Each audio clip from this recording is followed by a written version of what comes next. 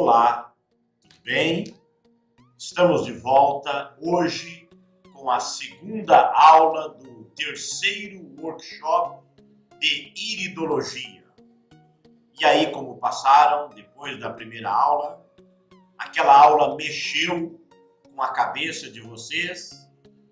Estamos recebendo um feedback muito grande, muitas pessoas estão nos escrevendo, estão interagindo com as nossas aulas e, como prometido, hoje eu queria aprofundar um pouquinho, ensinar vocês a interpretar alguns sinais encontrados na íris, ok? Vai ser uma aula mais rápida do que a anterior, mas muito interessante.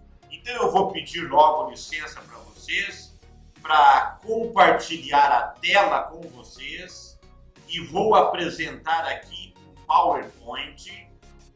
Vou colocar em tela cheia, isso mesmo. Hoje eu quero falar sobre a iridologia, uma ferramenta de avaliação não invasiva. Na aula anterior falamos da iridologia como uma ferramenta de avaliação holística. Ela nos capacita a ver o estado físico, mental e emocional.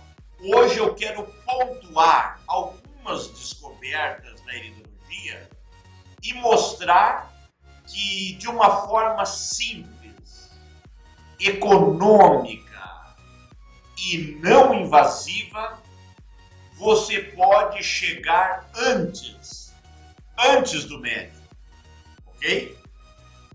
E eu fiz uma menção na aula anterior sobre uma situação de refluxo. E eu vou mostrar o mesmo quadro novamente para vocês. Porém, eu quero começar direto, dando uma explicação técnica, mas bem simples. Todos nós temos este círculo ao redor da pupila. Aqui nós temos esse círculo, que nós hoje denominamos de colarete, que tem muitos significados. E dentre os significados que ele apresenta, é que dentro desse círculo, dentro desse espaço, nós temos a zona gastrointestinal. Nós temos o estômago, logo ao redor da pupila, e depois nós temos os intestinos. Interessante que na íris, os órgãos que são predominantemente unilaterais, por exemplo, baço, você vai encontrar na íris esquerda. Fígado, ele chega até ultrapassar um pouquinho a metade aqui do centro do corpo, mas ele é predominantemente no lado direito. Então você vai encontrar o fígado na íris direita, a princípio. Coração, a princípio, na íris esquerda. Órgãos bilaterais, 2 rins, um rim direito e um rim esquerdo, um em cada lado. 2 pulmões, a mesma coisa. 2 mamas na mulher, a mesma coisa. Órgãos centrais únicos, tipo estômago, parte do estômago na íris direita, parte na íris esquerda. Intestinos, a mesma coisa. Cérebro, a mesma coisa. Então, no estômago, uma coisa muito interessante, que eu sempre gosto de mencionar, é de que a válvula cárdia, a boca do estômago, se encontra na íris esquerda e a válvula piloro, a saída do estômago, na íris direita, ok? E uma das queixas mais comuns da atualidade é azia, queimação, regurgitação do alimento subindo de volta pelo esôfago, o que nós chamamos de refluxo gastroesofágico. existe a chamada DRGE, doença do refluxo gastroesofágico. Quando o bebê até 6 meses de idade, é fisiológico. Mas tem crianças que passam, aliás, dos 3 meses de idade, passam dos 3 meses, vão para os 6 meses e levam para a vida adulta. E esse problema torna-se um problema muito grave. Por quê? Porque o ácido do estômago, ele é próprio para o estômago e não para o esôfago. Se esse ácido regurgita e volta para o estômago, ele provoca uma esofagite, uma inflamação no esôfago. E ele provoca uma lesão no esôfago. E o corpo tenta cicatrizar, tenta curar automaticamente essa lesão. E muitas vezes, quando se faz o exame de endoscopia e muitas vezes se detecta essa úlcera, quando se tira dessa lesão fragmentos, encontra-se na lesão do esôfago células intestinais que transmigraram-se para a região do esôfago. A gente chama isso de metaplasia intestinal no esôfago. E isso é uma coisa muito grave. Eu já disse na aula anterior, o esôfago de Barreto é um passo para o câncer de esôfago. E agora você tem que se submeter a um exame invasivo. Imagina, você não suporta colocar o dedo na boca, colocar o cabo de um garfo na boca, de um talher na boca, te dá náusea. Agora você tem que introduzir o endoscópio, aquele aparelho para filmar teu estômago, teu esôfago. Então, a maioria hoje é feito com sedação. E mesmo assim é muito chato. Veja só. Eu chego na íris, no olho esquerdo. Olha o que eu vou ensinar agora para você. Este é o olho esquerdo. Eu venho percorrendo esse círculo chamado colarete. Aqui, ó, nesta posição no mapa da íris, é a válvula cárdia. Se esse colarete se abre em direção ao esôfago, se há um rompimento do colarete, há uma lacuna saindo do colarete, em direção a esôfago, faz de conta que isso é um relógio, aos 44 minutos, esôfago, ou ele dá uma rasura para baixo, enviesado, para baixo do esôfago, é a região da escápula. Pode registrar. Esta pessoa tem ou uma alteração no esfíncter da válvula cárdia, é flácido e o ácido consegue refluir, o conteúdo do estômago volta, ou então ela tem uma hérnia de hiato, que é uma situação bem mais grave, onde o hiato, onde desce o caninho, o esôfago, se abriu e o estômago muitas vezes desliza uma pequena porção do estômago para cima do diafragma. E quais são os sintomas? O sintoma clássico, azia, queimação. Mas tem gente que não tem esse sintoma. Tem gente que tem o quê? Uma dor na boca do estômago.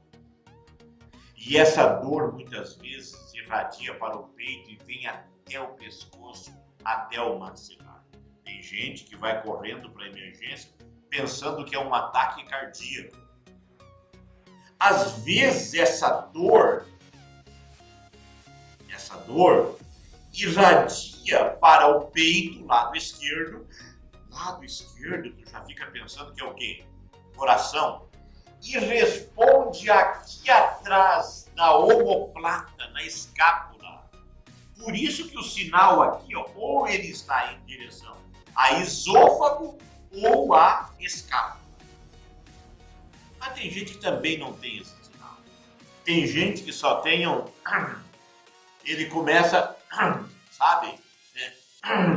Ele parece que sempre tem um pigarrinho na garganta uma coisa, e ele foi ao alergista, ao otorrino, laringologista, e não acharam nada.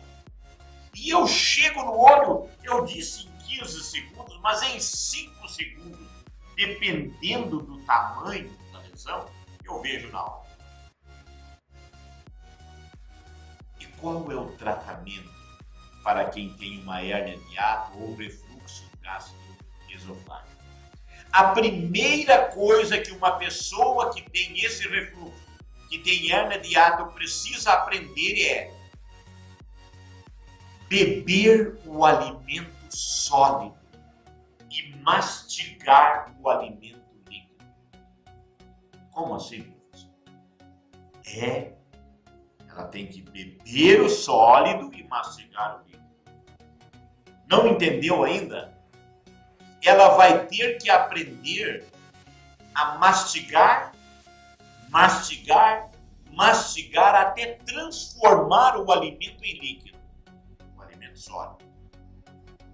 E aquele alimento que for, vamos dizer, líquido, semilíquido, cremes, vitaminas de frutas, mingau, não é muito recomendável à saúde, mas circunstancialmente, se for usar, fazer de conta que é uma coisa que tem que ser. A segunda coisa muito importante, todos nós sabemos que precisamos de água para a nossa saúde. 40 ml de água por quilo de peso. Porém, você tem que tomar água até meia hora antes do almoço e somente 2 horas após a refeição. Você não pode tomar água na mesma hora de você comer nem água, nem suco, nem líquido nenhum, nem chazinho, nem comida muito caldeada, sopas, feijão com muita água, muito caldo, ok? A terceira coisa que essa pessoa não pode é, então, deitar logo após a refeição. Porque se ela deitar, no decúbito, né, deitado ali, começa a refluir o alimento, ok? E lembram desse olho que eu mostrei na aula anterior? Olha, ela tinha uma hérnia de hiato, eu brinco sempre, daquelas criadas a Todd, sabe? Aquelas engordadas a Todd, porque era uma senhora gordinha, já de uma certa idade, e esta que eu disse para vocês, olha lá, a lesão sai da válvula cárdia e vem para o esôfago e já tinha um cocinal acoplado ali, um pigmento que, faz trocar as orelhas. Esta tinha que dormir sentada à noite.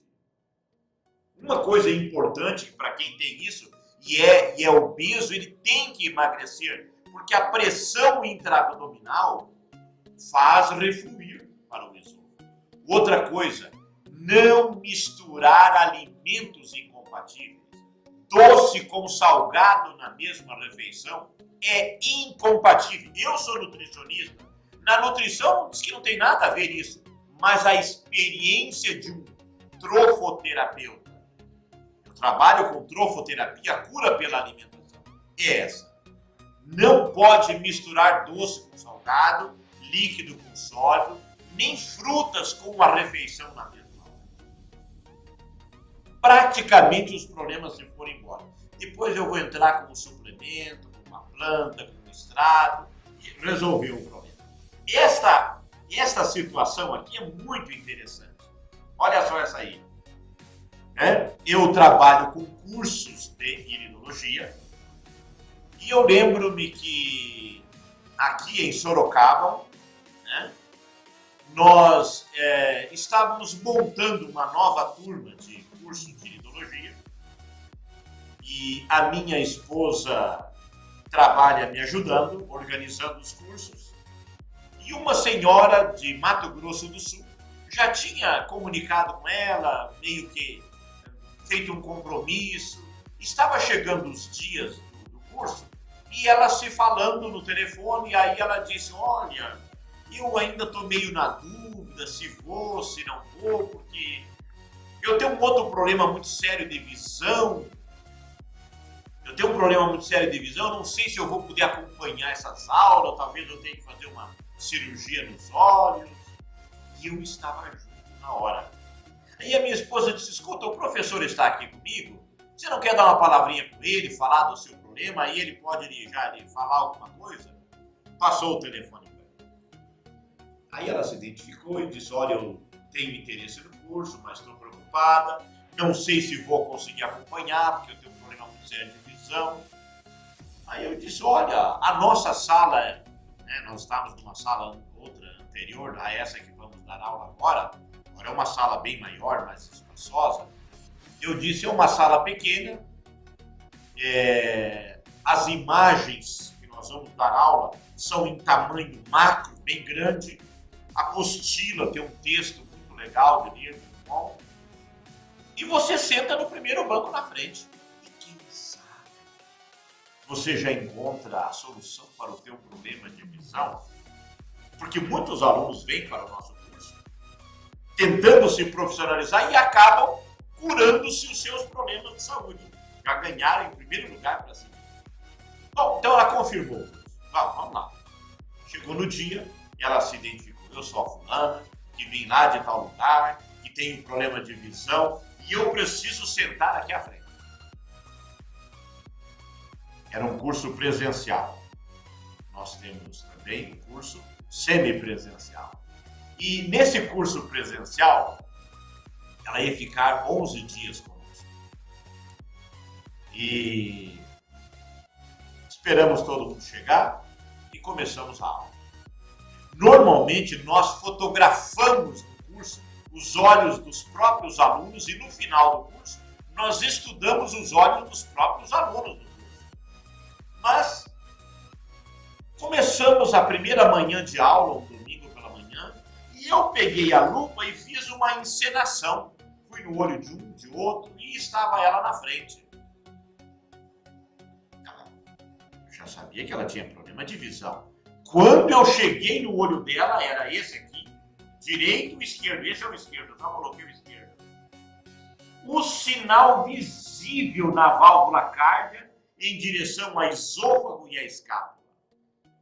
E eu disse, fulana, mas aqui me chama muito a atenção a tua região de estômago, possível refluxo. Ela, professor, não me fala disso. E este é um outro grande problema que eu tive desde criança. Minha mãe sofreu demais comigo.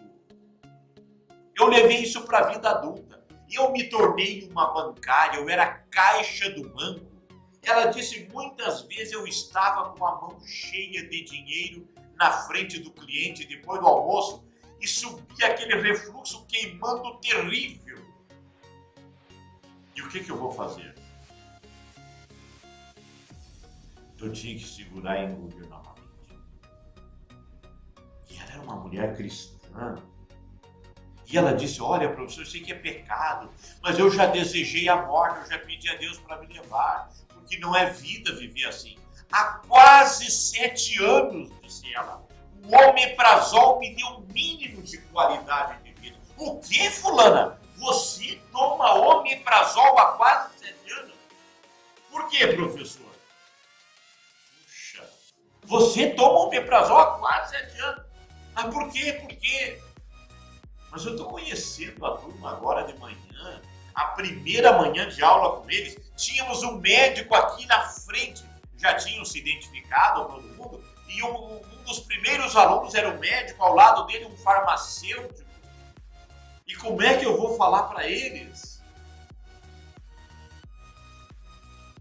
Aí eu olhei, os outros alunos, fala, professor, por que não pode tomar omeprazol? E eu olhei para o médico e ele, atirado para trás, deu uma risadinha e disse, pode falar. Aí eu fui lá para a internet, abri e mostrei a relação do omeprazol e os inibidores da bomba de prótons, pantoprazol, lansoprazol e outros, com câncer de estômago e depressão e outros tantos problemas. Professor, me ajude a sair dessa. Não era hora, o primeiro dia não é dia disso. Eu parei a aula para poder me dedicar ao quadro dela. Ela ficou 11 dias conosco. Daquele dia em diante, ela não tomou mais omeprazol. Até hoje ela não toma mais omeprazol. Reverteu uma situação crônica que ela sofria. Ela era uma mulher de 50 anos, quase 50 anos. Imagina. Em questão de... Dê uma olhadinha rápida, já me chamou a atenção. Tá? E assim outras situações, por exemplo, aqui eu tenho uma situação em que o intestino da pessoa não funciona, por quê? Porque é apertadinho, tem espasmos intestinais, né? Aquela pessoa que sofre de uma ansiedade, como eu mostrei na aula anterior, olha as estrias, mas ao mesmo tempo que ela é ansiosa, ela é travada e o intestino é apertado, problemas anatômicos e não deixam o intestino funcionar. Eu vejo isso em questão de relance, assim. Chego no olho com uma lupa, com uma iluminação, ou fotografo a íris, é uma das coisas que se destaca rapidamente, né? As alterações anatômicas do intestino, que você não vê isso em qualquer tipo de exame. Olha só, olha a ansiedade dessa menina, tá? E olha os estreitamentos intestinais, a projeção de toxinas para todos os lados, as complicações anatômicas, aqui inclusive na válvula cárdia em direção à escápula. Coisas assim rapidamente. Tá? Então, estou falando de uma situação de estômago invasiva. Você evita com esse exame aqui. Quer um outro exemplo? Rapidamente? Olha só. Esta imagem aqui, cheguei no olho dessa senhora, olho direito. O esposo já tinha consultado 2 vezes comigo, estava indo a 3ª vez e levou a esposa. Eu a conheci naquele dia. A queixa principal dessa senhora, dores, dores, dores por tudo. Uma senhora de uma íris bonita, uma estrutura compacta, mas doía tudo. E quando eu vi esse sinal, e a fotografia aqui não ficou numa qualidade tão legal, mas o colarete aqui dá um espasmo, um estreitamento nessa região e sai esse sinal muito forte para uma região importantíssima, o centro da sexualidade. E eu não costumo abordar isso na primeira vez, mas eu senti que essa mulher carregava um peso muito grande com ela. Depois de tudo avaliado, passada a orientação, tratamento, eu resolvi mexer na ferida. Às vezes, para curar, a ferida tem que arrancar a casca. E eu disse, escuta, olha só, a senhora está vendo esse sinal aqui assim? Não precisa a senhora entrar em detalhe comigo. Mostrei o mapa da íris, a parte da sexualidade. A senhora tem consciência, porque muitas vezes a pessoa até bloqueia, o cérebro bloqueia para se proteger. Mas a senhora tem consciência de alguma situação, quando menina, quando criança, menina, que lhe ameaçou, ou que a senhora chegou a sofrer algum abuso, ou alguma ameaça de abuso sexual? Uma senhora vovó, de 60 e pouquinhos anos, ela olhou para mim assustada e desandou a chorar. Chorar, chorar, de soluçar. Aí o marido, calma, não tem nada. E ela disse, mas como que você vai mexer numa coisa dessa? Nunca eu contei isso para ninguém. Ele nunca imaginou isso, e aí ela chorava mais. Ele abraçou-a e disse, deixa pra lá, isso é coisa do passado. Imagina, construir uma vida junto, já eram avós. E o olho revelou, de uma forma não invasiva, o que havia acontecido com essa senhora. Traumas emocionais. Tá? Aqui, por exemplo, uma marca muito forte na área sexual e um reflexo na área do equilíbrio. Você sabia que há uma ligação muito forte de distúrbios sexuais com desequilíbrios, convulsões, crises de labirintite? Tudo isso é uma coisa que a gente explora, né, no estudo da eritologia. Uma outra coisa que eu destaquei para vocês aqui, esse anel branco que nós havíamos mencionado, na aula anterior com os arcos corneanos, representação da dislipidemia, não é só lipídio, não. Ele também indica desequilíbrio no metabolismo do cálcio. E aí eu olho aqui na esquerda, olha só, né? Bem aqui na esquerda, a pessoa tem uma marca na área cardíaca. E eu vejo esse anel de desequilíbrio no metabolismo do cálcio. Você sabe que hoje muita gente sofre por acúmulo de cálcio em lugar errado no corpo.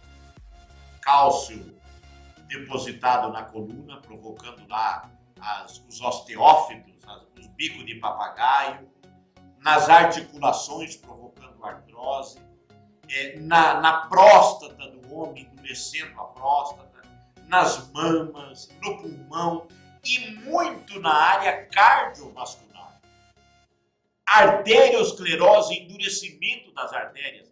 E hoje, um exame que é caríssimo, um exame de imagem cardíaco, uma tomografia do coração, e aí inclusive ainda tem riscos para a saúde, é o que vai detectar muitas vezes artérias cardíacas calcificadas. E eu chego aqui rapidamente, vejo a alteração cardíaca e vejo o anel de cálcio mostrando desequilíbrio nesse metabolismo de cálcio.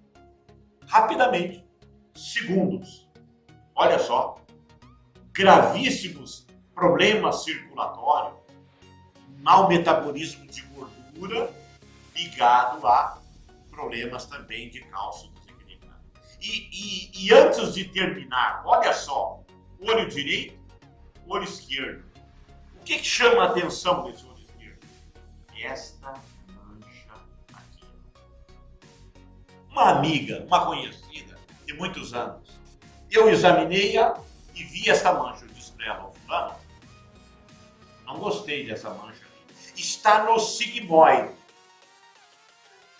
Às vezes o intestino meio complicadinho. Eu digo, vai fazer o seguinte, vai lá fazer uma colonoscopia.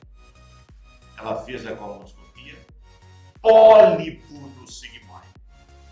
Pólipo. A própria colonoscopia já tirou o pólipo. Mas eu cheguei antes.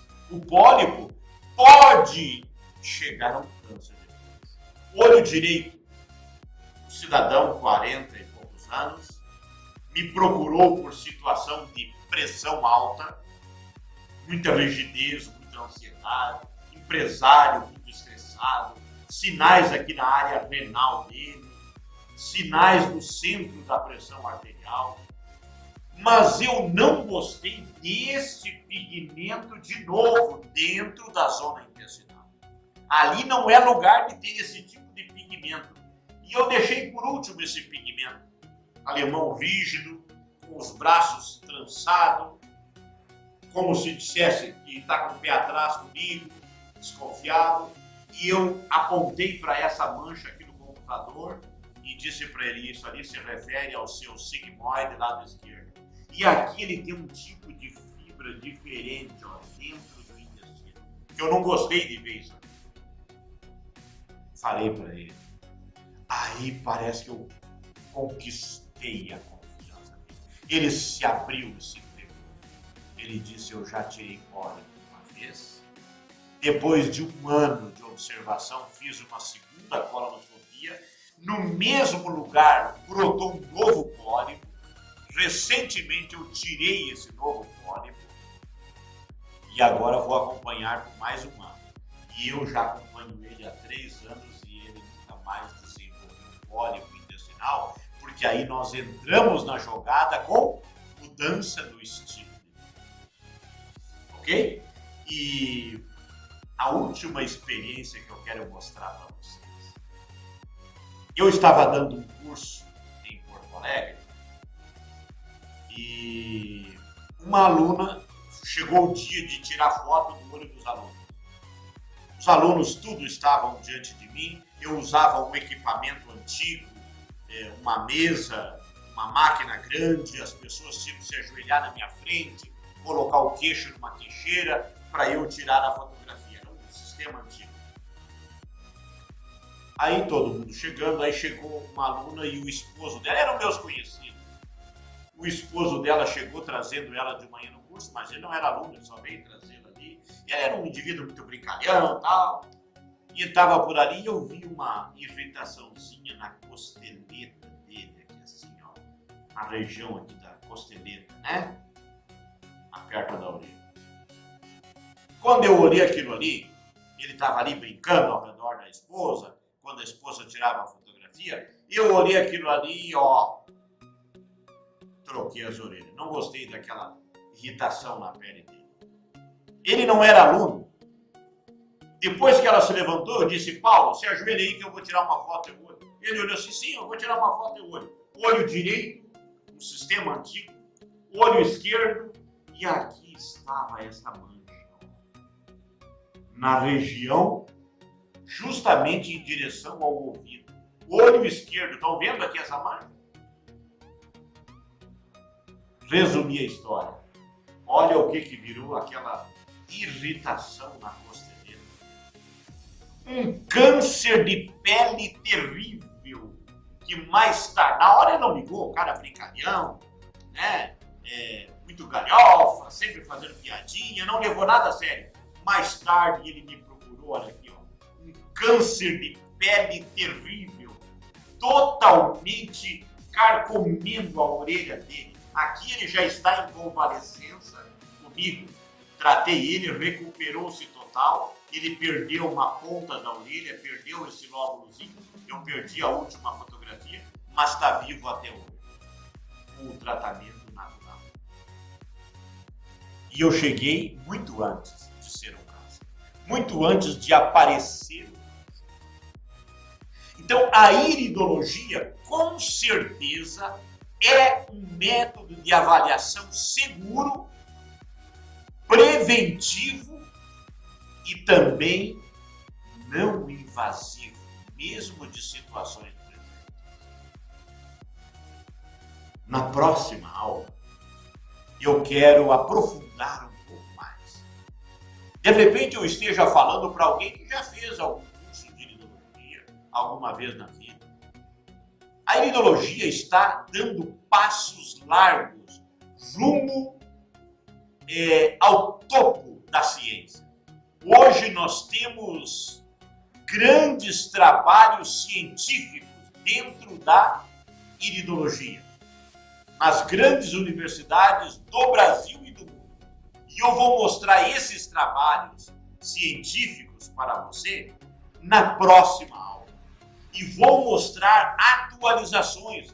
Você que já conhece alguma coisa de iridologia, você vai ver coisa que você nunca suspeitou que era possível ver através da íris.